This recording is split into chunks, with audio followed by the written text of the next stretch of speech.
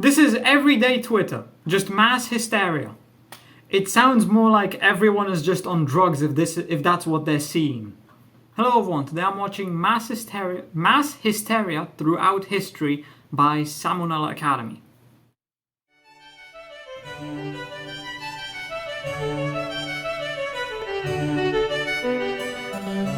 Hey kids, if you've ever been Black Friday shopping or visited the Diablo subreddit recently, chances are you've encountered mass hysteria at some point. Mass hysteria is known medically as mass psychogenic illness, or MPI for short. It's basically just when a bunch of people start acting a fool for no discernible reason other than maybe a stress.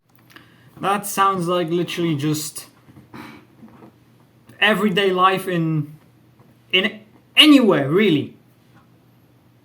This is literally just Twitter. This is everyday Twitter, just mass hysteria. Stressful environment. Being that this sort of thing is naturally very noticeable, there's loads of documented cases found all throughout history. Let's take a look at a few. This first one is what made me make this video in the first place. So one day sometime in the Middle Ages, a group of nuns in a French convent were enjoying a quiet, uneventful day, until one of them decided to start meowing. You know, like a cat. You'd think this would last all of 4 seconds before another nun was like, "Excuse me, Sister Gertrude, would you kindly cut the shit?" But instead, another nun joined in, and another, until basically the entire nunnery was exchanging mouths like a group of communist trading card enthusiasts. This wasn't just a one-time thing. I see nothing wrong with this. It basically became integrated into their way of life. It's said that on a given day, they would stand there meowing in each other's faces for hours at a time. Could you imagine being the first outsider to witness this? You might laugh now, but as they say, everybody gangsta till the nuns start meowing. I'd void my bowels and move to Malaysia without even thinking. Miles more terrifying than this pile of garbage. As you can imagine though, after a while it stopped being scary and just got annoying, leading to the neighbors calling in a band of soldiers to deal with the situation. Hey guys, can we talk to you for a second? They're going to kill them. Yeah, that. All due respect. Why'd that actually jump scare me? Oh god, that actually like made me jump a little bit. But we have orders to literally beat the hell out of you with whips till you start acting like people again. Sorry, sir. It's just force of habit. Haha, habit. Seriously though, we would rather go to hell for throttling a gaggle of nuns than put up with another minute of your bullshit, caprese? Our next event took place in the parish of Fatima, Portugal in the year 1917. It all started with 3 shepherd children, ages 10, 9, and 7 respectively. They were like, "Greetings, fellow Portugueseites.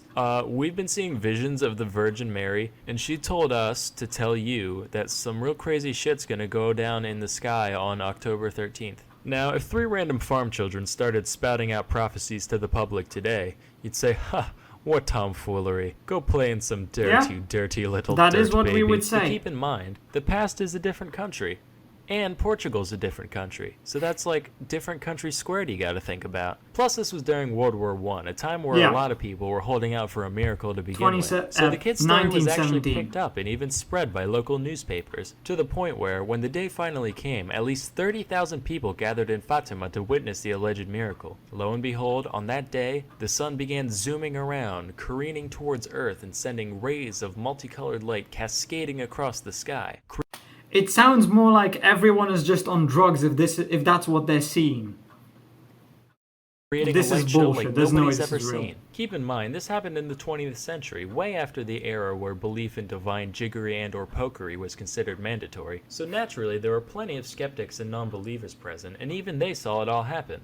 Or so they thought. How do we know the sun didn't really whiz around haphazardly that day, Because that's not how it works. Use your frickin' brain. And number 2, accounts differed wildly from person to person. While some say the sun zigged hither, others say it zagged thither, and others still said it shined a brilliant yellow and stayed perfectly still. As such, it was eventually concluded that the event was just a combination of MPI and weird eye stuff from too much sun staring. Although I'd like to believe it was real, just that Jesus' illusion skill was way higher than his alteration at the time. Yep, that's it.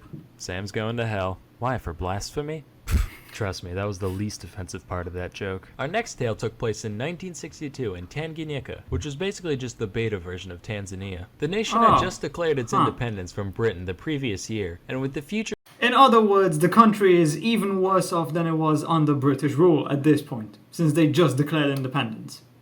Because now they have absolutely nothing supporting them. So uncertain, tensions were naturally running high around this time. One little girl in a Tanganyika school ended up handling the stress in a bit of an unusual way. Rather than overeating or staring at her ceiling for hours like a normal person, she just started laughing, and laughing, and laughing. Pretty soon, her classmates at the all-girls school she attended began to join in, to the point where 95 of the 159 students caught the gigglies, which lasted anywhere from a few hours to 16 days straight. 16 Beyond days? just the unprovoked cackling, other odd behavior included aimless running and occasional violence. The problem got so severe That really just sounds like kids. That just sounds like kid behavior to me. that the school was forced to close down temporarily, leading to the chortlers roaming the streets, spreading the affliction further. Thousands of people from all strata came to be affected, with 13 additional schools being shut down in the progress. Over the course of the hysteria, several other symptoms began to present themselves as well, ranging from obvious ones such as breathing problems, fainting, random screaming, to more anomalous things like I don't think this is a case of hysteria. This has to be some sort of illness, sickness. I don't know. I've heard of like what was it called? A dancing plague or something like that, where people danced until they died. Maybe this is something similar, but instead they laugh until they die. rashes. Despite all this, no physical cause could be found, leaving MPI as the only explanation. The epidemic finally died down after between 6 and 18 months of day in, day out laughter, depending on the village. While this whole thing likely sucked for most people involved, it probably could have been worse. A lot of the time when I'm alone, I'll think to myself, man, if I ever go full schizo, I hope I'm one of the laughy ones, not one of the screamy ones.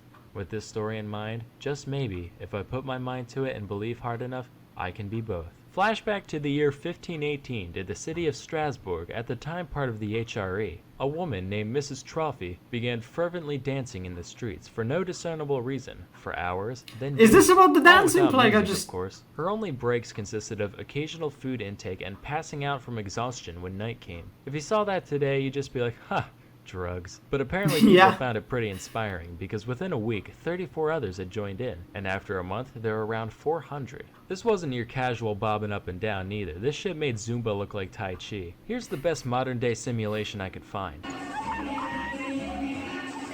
Jesus Christ.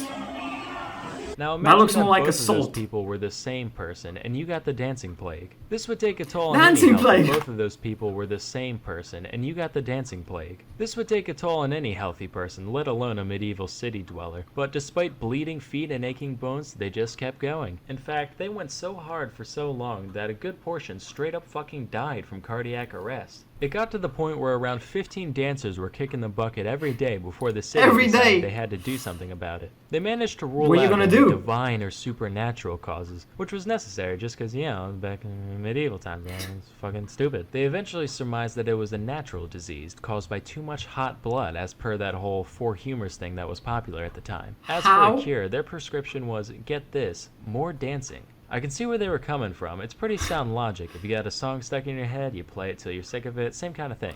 But here's where they goofed. The authorities actually went out of their way to facilitate the dancing, setting up a big stage area and even hiring more people musicians to keep the afflicted moving. All this achieved was attracting more passerby who were like, man, mass psychogenic illness looks frickin' epic, let's get in on that, causing the contagion to become even more widespread. Seeing that their solution backfired, the city then went the other way and completely banned any public dancing. Those who still showed signs of the mania were subsequently carted off to the Shrine of St. Vitus, where an exorcism-like ritual was performed. That's better than being this killed. ended up being highly effective, presumably for no other reason than that the dancers believed it would work, and after nearly 2 months, the plague was quelled. While this whole thing was mostly So what? It's basically like a placebo. A placebo. It's like where you take a medicine which you think is gonna solve your problem, but it actually does nothing. But the fact that you think it's gonna solve it is what actually stops it, because you didn't actually have any physical effects. It was all just in your head. The same thing happened here, I'm guessing. Likely a case of good old-fashioned with the exorcism. Some historians believe it might have been egged on in part by ergotism, a state of psychosis brought on by eating tainted bread, which I talked a little bit about in this video. Ding. And hey, while I'm shilling from my channel, I might as well give a shout out to another as well. Today's video was sponsored by Cheddar. And that's enough of that. I need to look up the dancing plague now.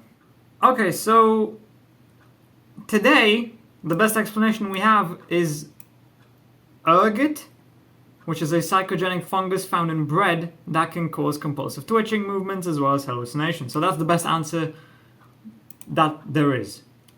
How many people died in it? About 400 people died. There was also another dancing plague in 1374. So there was more than just one dancing plague. Oh, there's way more. One of the earliest ones sometime in the 1020s, then one in 1237, another in 1278, then 1373 and 1374, more in 1375 and 76, another one in 1381, then 1418, 1428, and finally the one in 1518, which is the one he talked about. And then more in 1536 and 1551. Though it seems the biggest one was the 1518 one. That's really fucking interesting. Well, whatever. Like, subscribe, comment. Link to my Discord server is down in the description below. You can check that out if you want. And I will see you in the next video.